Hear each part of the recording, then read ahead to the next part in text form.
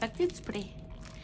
T'es-tu prêt à ce qu'on finisse d'explorer la fameuse politique nationale de soutien à domicile? Parce que moi, je suis en train de finir de me préparer. J'ai réalisé, quand je m'apprêtais à tourner cette vidéo-là, enfin,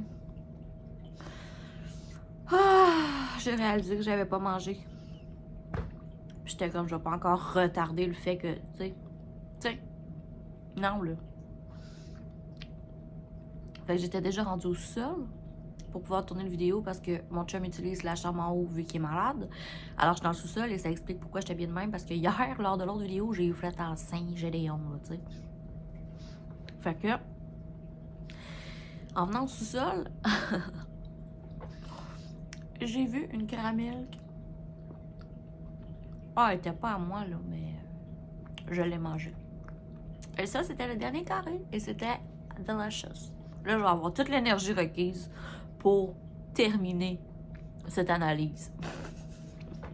Fait que tu peux vraiment voir, OK, que j'ai une énergie qui fluctue énormément. J'ai essayé de déplacer la caméra, je sais pas si c'est mieux. J'essaie de voir, là, l'angle, ça te plaît-tu? Je sais pas, là. I don't know about nothing, you know, Jon Snow. Are you ready? Le vidéo d'avant, j'avais pas réalisé que j'avais coupé quand même à plus de la moitié du document, ce qui veut dire qu'il nous reste pas grand-chose à faire le tour de. Puis ensuite, je vais venir avec mes recommandations sur ce que j'aimerais que soit modifié dans la politique au niveau format papier, mettons. Puis ce que je recommande pour améliorer ce qui devrait se trouver dans la politique nationale de soutien à domicile. Fait qu'on y va! On était rendu à la page 31, orientation 8, améliorer la collaboration interprofessionnelle dont l'accès aux services médicaux. On en avait parlé à la fin du dernier vidéo. Et puis, ce qu'il disait dans le fond, c'est que chaque intervenant est professionnel, ait une connaissance claire des rôles et responsabilités et compétences des autres intervenants professionnels. Puis je disais que c'est un gros défi parce que il y a des programmes comme le soutien à domicile qui sont tellement énormes que c'est déjà difficile de savoir ce que tu fais toi-même dans ton propre rôle, OK? Parce que ça change perpétuellement. Ça, c'est sans compter le roulement d'employés, la rétention d'employés, toute la réalité, tu sais. Anyway. Je suis contente que ce soit apporté dans des pistes de solutions à améliorer, mais il reste que c'est un énorme défi et ça devrait pas que ça devrait pas être une priorité, mais ça fait partie d'une plus grosse structure que le soutien à domicile. Ça consiste à tout le système au complet. C'est désuet puis ça mérite qu'on se penche sur... quitte à tout mettre à terre, recommencer quelque chose qui a de l'allure. Parce que la machine est trop grosse puis elle roule tout croche. Ensuite, au troisième paragraphe, il parlait des cellules de travail interdisciplinaire. Puis là, moi, je nommais que je suis mal à l'aise avec ça, de donner autant de pouvoir à une cellule de professionnels pour prendre des décisions sur le cas d'usagers. Je voulais juste m'assurer que les usagers... Je voulais juste m'assurer que les usagers et leurs représentants, je te parle pas là, de professionnels, je te parle de leurs proches aidants, leur famille, soient présents à ces rencontres-là et quitte à le faire à domicile pour que tous les usagers fassent partie de leur propre plan d'intervention. Je comprends là, que c'est comme, tu sais, on parle ici de collaboration interprofessionnelle, mais on parle d'accès aux services médicaux et les services médicaux, ça concerne la personne qui reçoit ces services médicaux-là et c'est l'usager. Ne jamais, jamais, s'il vous plaît, l'oublier. Merci. Au moins, tu sais, au quatrième paragraphe, ils disent « Le soutien à domicile ne peut être envisagé comme une responsabilité exclusive des équipes cliniques dédiées spécialisées. » Bon, au moins, ça me rassure. Ils reconnaissent d'emblée qu'ils ne veulent pas donner trop de pouvoir, mais il faut quand même surveiller ça parce que, comme j'expliquais, il suffit d'un mauvais leadership, pas avec mauvaise intention, juste des fois causé par un moment d'inadvertance pour que les droits de l'usager ne soient pas respectés. Puis ça, il faut faire attention à ça parce que ça peut facilement devenir de la négligence et de la négligence, c'est une forme de violence. Puis c'est non. Ça, évidemment, excusez, là, je sais pas, je l'avais dit, c'était à page 31. Page 32, qui sont les services médicaux du soutien à domicile. Comme je relatais dans l'autre vidéo aussi, il disait que la pratique médicale en soutien à domicile, elle est encore méconnue et peu attrayante pour plusieurs médecins. Puis moi, je demandais pourquoi. Pourquoi c'est pas attrayant? Il n'y a pas de prime? Comment qu'on peut les motiver, les médecins, à avoir envie de faire du soutien à domicile? Puis de toute façon, ça devrait pas être juste des services de médecins à domicile, les services médicaux, ça devrait être des IPS. Puis les IPS devraient avoir plus de pouvoir, évidemment, qui est à faire une extension de leur capacité professionnelle juste dans le soutien à domicile. Je sais pas, je mets des hypothèses en suspens, je me dis peut-être qu'il y a quelque chose à faire avec ça, là, tu sais. Au troisième paragraphe, ils nous disent, dans le fond, qu'ils ont remarqué que ça de donner des soins à domicile, ça a le potentiel de diminuer la consultation à l'urgence, puis le fait que les hôpitaux sont complètement remplis. Oui, c'est pour ça que ça devrait être plus sérieux que ça, le soutien à domicile. Puis c'est pas du sérieux qu'on voit dans votre politique nationale que vous venez de déposer. Fait que c'est le fun que vous disiez que vous le remarquez, mais on sent comme pas que le désir d'intervenir sur le sujet est là, puis c'est comme plate. Super méga plate, là, tu sais. Après ça, ils parlent de technologie, donc ils disent qu'ils veulent évidemment dans innovation parler de technologie, mais là ça, moi j'en ai parlé justement que c'est tout le système juridique, scolaire aussi, qui doit faire de l'innovation en termes de technologie parce que ça, on a un grand retard là-dessus. Moi, il n'y a pas si longtemps, j'étais encore obligée de fonctionner avec des fax à ma job, là, tu sais. Il y a aussi une réalité qu'on parle pas, c'est qu'ils fonctionnent encore beaucoup par la poste. Ça n'a pas d'allure, ça, là. Mais bon, c'est quand même dans leurs objectifs d'innover par la technologie, donc j'imagine que ça fait partie des affaires identifiées. En tout cas, si ce l'était pas, je vous le dis là. C'est certain que de mon point de vue, les personnes âgées vont avoir besoin de beaucoup d'assistance pour ce type de soins-là. Mais si ça peut désengorger le corps médical, ça vaut la peine de s'y pencher, c'est certain. Puis là, moi, ma question, là, super pertinente que je ramène tout le temps, c'est qu'en est-il des familles à besoins particuliers et des enfants à besoins particuliers? C'est ça, c'est parce que c'est tout le temps la même affaire, là. Tu sais, nous, les enfants particuliers, là, c'est super difficile de se déplacer, là. Même si ton enfant, mettons, n'a pas de déficience physique, qui est juste autiste sévère, là, ben juste un grand mot, hein, parce que c'est lourd, là. OK?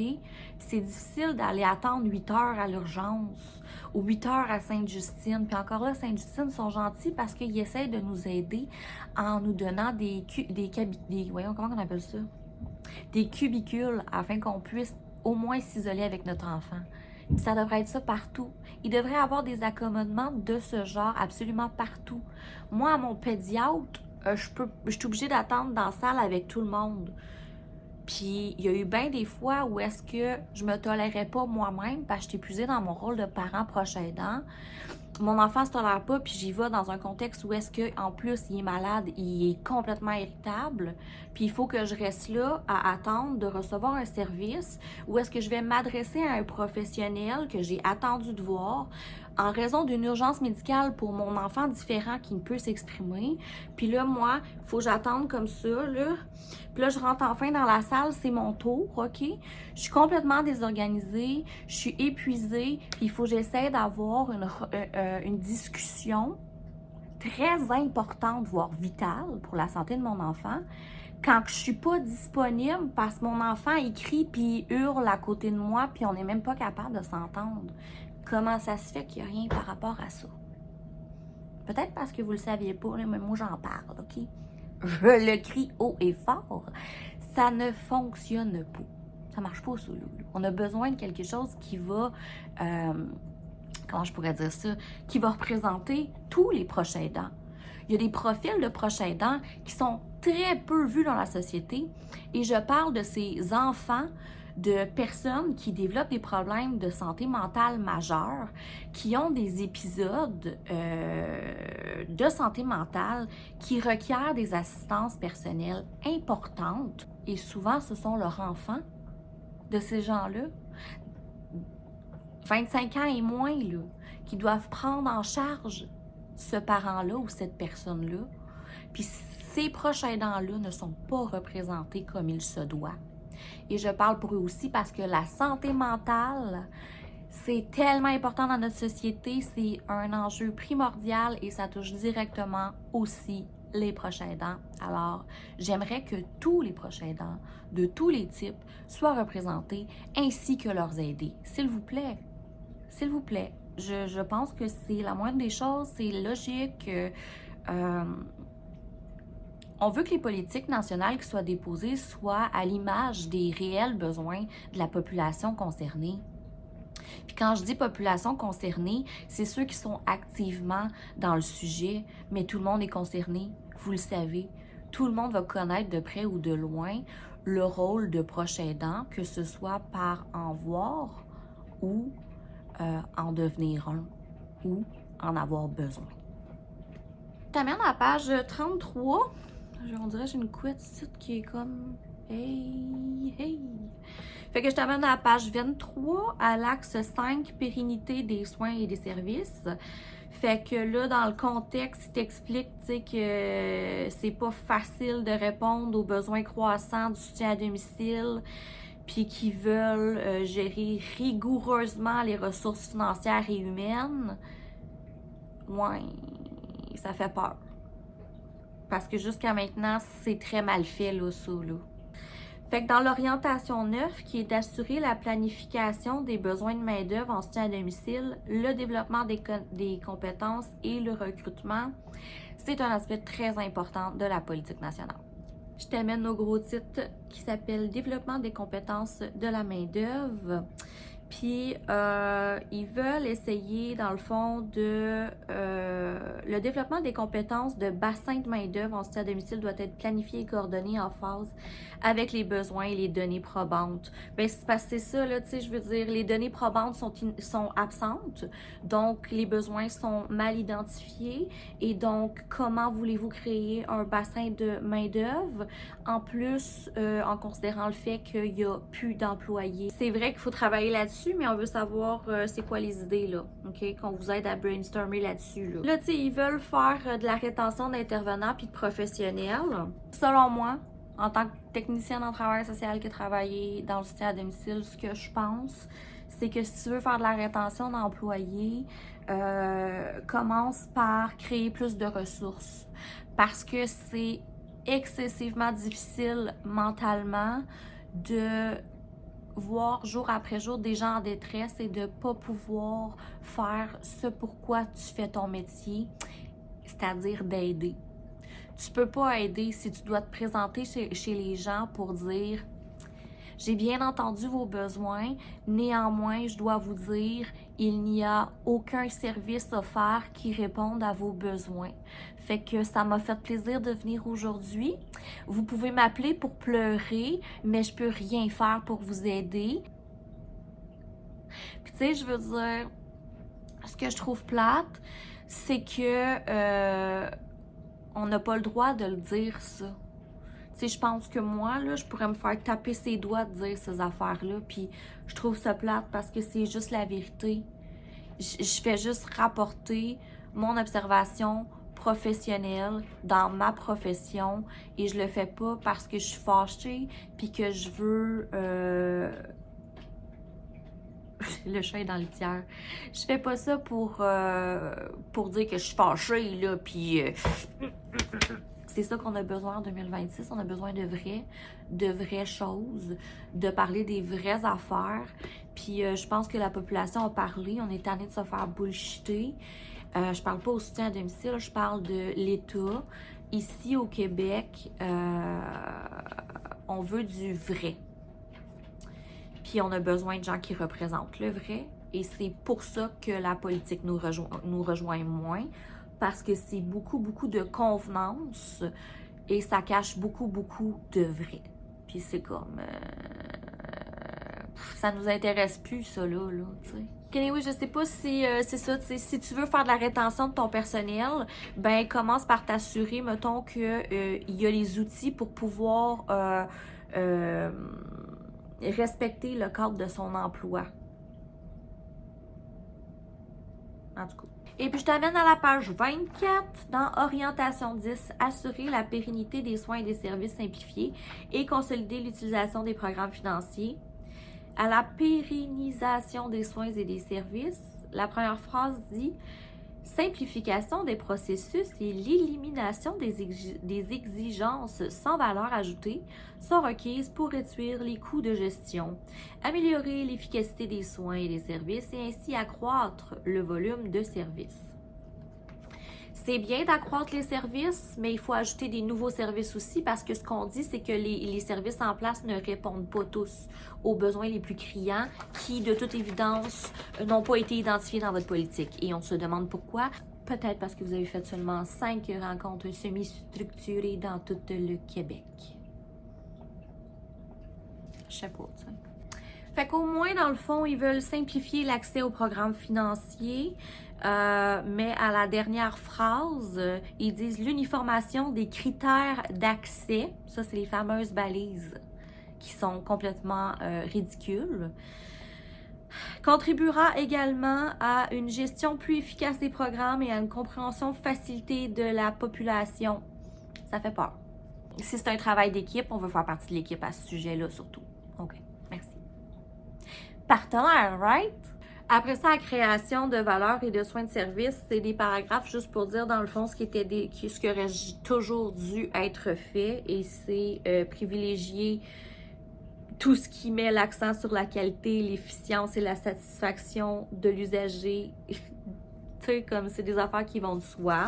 À la page 35, le début de la fin du paragraphe de l'autre page, mettons, c'est des indications claires devront être établies pour mesurer les résultats de santé des personnes, tels que la réduction des symptômes, l'amélioration de la qualité de vie et leur satisfaction, en se concentrant sur les résultats cliniques apportés par les usagers et leur expérience.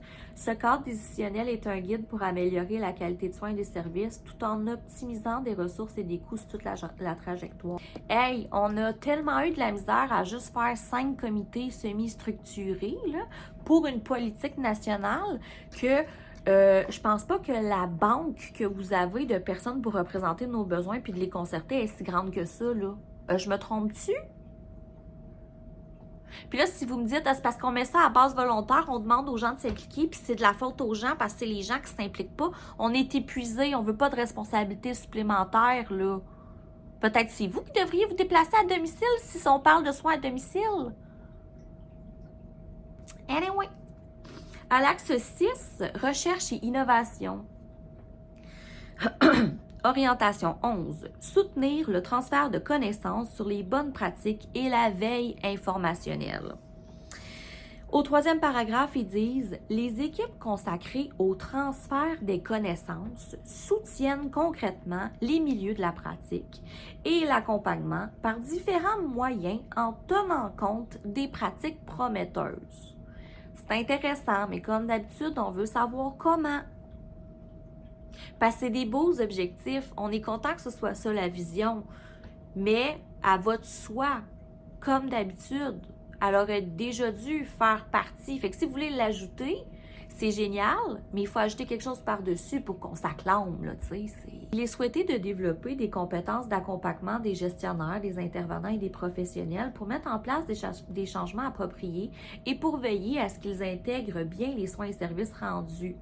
Mais c'est ça, encore une fois, c'est un défi très gros parce que la structure est trop grosse. Une belle promesse, mais on se demande comment elle sera réalisable. À la page 36, à l'orientation 12, c'est soutenir l'implantation et l'adoption de pratiques et de technologies innovantes. Comme d'habitude, j'ai toujours un chat quelque part qui miaule. Au moins, cette fois-ci, elle n'est pas en danger de mort imminente. Si tu te demandes de pourquoi je dis ça, tu iras voir mon autre vidéo. Mais bref, je t'amène dans le fond à une initiative à poursuivre et puis je t'apporte à le milieu du paragraphe. Ça dit « Les innovations les plus fréquemment rapportées s'inscrivent dans des domaines de la télésurveillance, de la téléréadaptation et de la téléconsultation, ce qui suggère un virage vers des santé numériques et les divers systèmes de santé à travers le monde. » Parce que dans le fond, dans cette orientation-là, la 12, Ils surveillent qu'est-ce qui se passe au niveau du monde, sur ce qui marche dans le système de santé, puis ils s'en inspirent. Génial. Et je pense avoir compris que l'Observatoire québécois de la proche aidance servirait aussi, entre autres, à cet objectif-là. Puis là, ce que je viens de te lire, ça me fait penser au télétravail. Ça, c'est une accommodation ou accommodement, je ne sais plus c'est lequel le bon terme pour dire ça, qui serait nécessaire dans la réalité des proches aidants. Travailler de la maison, en prenant en considération le fait qu'on doit s'absenter souvent et pour des périodes longues à répétition, selon nos réalités, du travail, ben pourquoi pas nous offrir l'accès à du télétravail, OK? Oui, demander l'obligation à l'employeur de proposer une option de ce genre. Ça serait important, c'est important. Parce que c'est là que tous les soins s'offrent à domicile. On parle de soutien à domicile, mais vous ne favorisez pas que les proches aidants puissent rester aussi au domicile. Puis l'autre côté du paragraphe, parce que c'est comme deux paragraphes sont de même, tu sais, fait que l'autre bord, à la fin du premier paragraphe, ils disent « Certains obstacles freinent cette évolution, notamment la réticence des usagers. » Ben, je peux comprendre, c'est fortement une majorité de personnes âgées. Et c'est sûr que la technologie ne sont pas super down avec ça, là, tu sais, c'est certain, OK? Et du personnel. Ah, intéressant.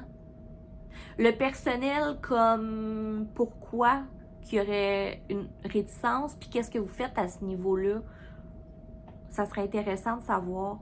Ils disent aussi un manque de formation. Puis pourtant, on dirait qu'on fait juste ça, des formations quand on est professionnel. Puis on n'a pas le temps là, de faire ça pourtant. C'est important, mais on n'a pas le temps. C'est comme... C'est un cycle infernal, là, tu sais. Puis après ça, ils disent un financement insuffisant au-delà du stade du projet pilote. Fait qu'en gros, ils disent on a voulu mettre de l'argent sur de la technologie pour des meilleurs systèmes, mais finalement, ça a dépassé le financement qu'on s'est fait octroyer. Bien, modifier les budgets au plus sacrant, là, ou faites des solutions, parce que là, on a subventionné un projet qui nous a pas permis d'aller au bout. Hey, il y en a combien de projets qui ne sont pas allés au bout?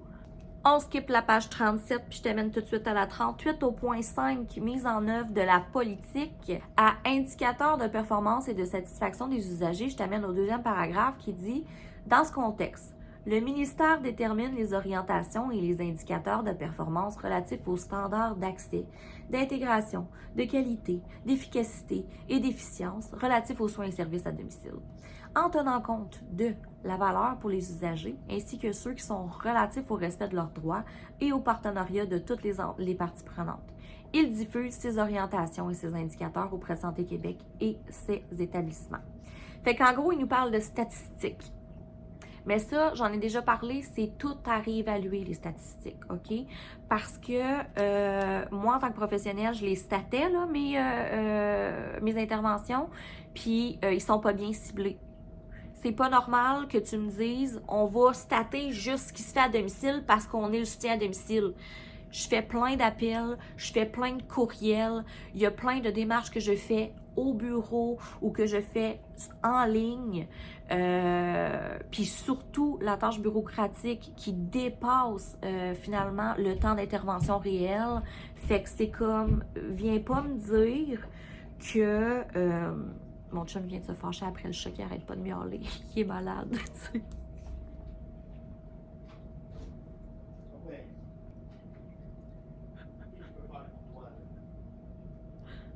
Anyway, j'étais sur une belle lancée, mais là, j'ai complètement oublié ce que je disais, puis j'étais ça à la fin, tabarouette, mais bref, ce que je dis, c'est que les statistiques, c'est un problème, sont mal ciblées. Viens ici! Mon chat a besoin d'un proche aidant, hein? Mon chat est rendu en situation de handicap. Elle confirme. T'es contente d'être avec les chats? Oh, t'es pas fine. T'es pas fine, toi. Les droits des animaux aussi, c'est tellement important. Peut-être qu'on devrait mettre le droit des vieux animaux dans le soutien à domicile. C'est quand même vrai quand on y pense que les animaux auraient besoin qu'on se penche plus sur leurs droits. Ça va pas aller. Je sais pas si je vais finir ce point-là, mais vous aurez bien compris. C'est un réel problème sur lequel il faut se pencher de toute priorité parce que ça représente absolument pas la réalité professionnelle de nos professionnels de la santé.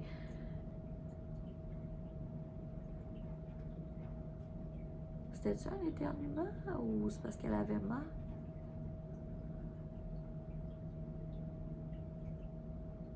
Qu'est-ce qui se passe? Ben oui, t'as-tu de la misère? Oh, mon amour! T'as-tu de la misère à faire caca pipi là? C'est quoi l'enfer, là? Maman va aller regarder c'est quoi ton pipi, ton caca, ok? Ouais! Oh! C'est-tu la litière qui te dérange, là? Fait que bref, je t'amène à la page 39 qui est enfin la conclusion. Et puis à la dernière ligne du premier paragraphe, ils disent « Cette dynamique devra refléter le potentiel d'un changement de culture organisationnelle majeur, centré sur les besoins et la dignité des personnes. » C'est une très belle phrase. Elle est la vision que j'ai aussi. Je suis contente qu'on s'entende là-dessus. Puis c'est ça, j'ai hâte de voir aussi les moyens, puis quels sont vraiment les structures organisationnelles qui sont identifiées pour être changées parce que, selon moi, il y en a une couple, tu sais. Dans le deuxième paragraphe, à la dernière ligne, ils disent « Les nombreux travaux de consultation ont d'ailleurs permis de faire émerger des stratégies audacieuses et des initiatives concrètes qui seront intégrées au plan d'action qui découleront de cette politique. » Premièrement, les nombreux travaux de consultation. J'espère que vous ne parlez pas des 5 consultations que vous avez faites, là, semi-structurées, parce que ça ne représente pas nos besoins du tout, parce que c'est même pas un échantillon de personnes qui représente les besoins de tous les proches aidants, parce que vous n'avez même pas identifié c'est qui les proches aidants. Du moins, on dirait pas, hein? Fait au troisième paragraphe, ils disent « Au-delà des orientations organisationnelles, il faut souligner le rôle actif des personnes et de leurs proches. » Oui. Ils disent « Leur contribution est essentielle et témoigne d'un profond désir, largement partagé par les citoyens du Québec, de pouvoir vivre chez soi aussi longtemps que possible dans la sécurité et la dignité. » Oui, mais ça vient pas d'un désir, ça vient d'un besoin à rectifier. Et puis là, je te présente l'annexe 1 qui regroupe toutes les organisations et personnes rencontrées lors des consultations particulières de janvier à avril 2025. Alors, on parle de 40 regroupements, personnes, professionnels, associations, alliances, organismes qui ont fait partie de ces consultations particulières-là. OK? Là-dedans, il y en a moins de 5, je ne les ai pas identifiés clairement, là, mais je suis pas mal sûre de pouvoir dire qu'il y a moins de 5 sur cette cinquantaine qui représentent les besoins d'enfants à besoins particuliers et celles des familles complexes. Même qu'il y a plusieurs médecins, aucun pédiatre. Représentation nulle des familles à besoins particuliers, encore une fois. Après ça, en annexe 2, il te montre toutes les organisations et personnes ayant déposé un mémoire. Puis il y en a, je te dirais peut-être une 25-30, mettons. Puis c'est comme, les avez-vous lus? Puis qu'est-ce qui en ressort? Parce que ça fait dur. Ça fait dur.